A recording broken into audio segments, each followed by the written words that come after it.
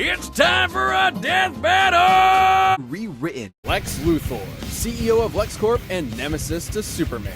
Iron Man, Marvel's genius billionaire playboy philanthropist. Before the video begins, according to YouTube statistic, only a small percentage of you guys that are watching this are actual subscriber. If you like this video, feel free to hit the subscribe button. It's free and you can change your mind. Enjoy the video. Ever since Soups flew into town, he's been Lex's undoing. But also his driving force in creating technology, chief among them being his war suit. This bad boy comes equipped with loads of goodies: a force field, electroblasts, missiles, a chest laser, and wrist blade. Lex has utilized many different energy sources for his suits, but his newest and greatest is the Mother Box, a nigh inexhaustible piece of new god technology with which Lex can create energy beams, repair his suit, and teleport via quantum folding. The suit can survive a planet exploding and lets old Lex go toe-to-toe with Superman himself. Lex has used it to fight with other DC powerhouses, like this orange Bugman Larfleeze, who's basically a one-man Lantern Corps, stompers who can cross the universe in under an hour. Knowing DC has a universe at least 100 trillion light years across, this would require a speed over 5 quintillion times the speed of light. Or how about the time Green Lantern Kyle Rayner held back the Big Frickin' Bang? Much of Lex's tech is relegated to the war suit, but he does have on-hand gadgets too, such as a heat ray, robot replicas called Lexbots, and a special barrier that temporarily turns anything it touches two-dimensional. It would explain why he made the Everyman Project, an experiment meant to turn normies into superhumans. Unfortunately, Lex's genes were not compatible. He still went through the procedure, but even after some voluntary organ harvesting, he only had 6 months to live. Lex, his ideals are everything, and to his credit, they have seen him through some pretty heavy stuff. Like outsmarting Brainiac, getting tortured by Joker, and getting shot out of a helicopter by a gorilla. Don't worry, somehow he got better. Even completely stripped of everything, standing before an almighty god, Lex Luthor will continue to defend his ideals. Over the course of his long career as a founding member of the Avengers, he has constructed dozens of different models, which he can call to him at once like a literal one-man army.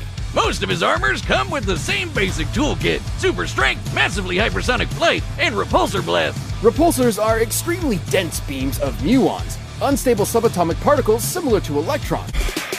His armors also come with onboard AI, like Friday, which can hack into enemy technology, command his other suits to fight remotely, and operate down to the picosecond. That's 1/1,000,000th of a second.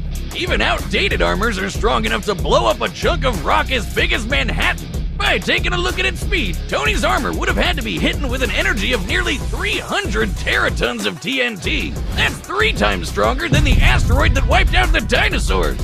He's got an armor to bust Hulks, an armor to bust Thors, an armor that can turn intangible, a super tiny armor that can mess with your insides, and an armor made of white sticky alien goo. To remain as flexible as possible though, his standard go-to is the Model Prime. It has all the classic Iron Man staples and has even incorporated size changing for extra strength, an invisible stealth mode, and a badass lightning samurai sword! That space laser is a Dyson sphere, a speculative superstructure that is meant to encircle an entire star and harness its energy. Insane. Known as Soul's Hammer, Tony's incomplete sphere is strong enough to destroy a planet at only a 2% charge. It did prove he could hang with the best of them. He's beaten Captain America in hand-to-hand combat, survived blows from Thor, and even took down the Worldbreaker Hulk. He even matched Magneto. Magneto, the guy that controls metal, the thing that surrounds Tony's entire body, by amplifying his power with Jupiter's magnetic field. And then Mags punched him with the power of the sun, and it was like, no big deal. There really doesn't seem to be a limit to how insane Tony's tech gets.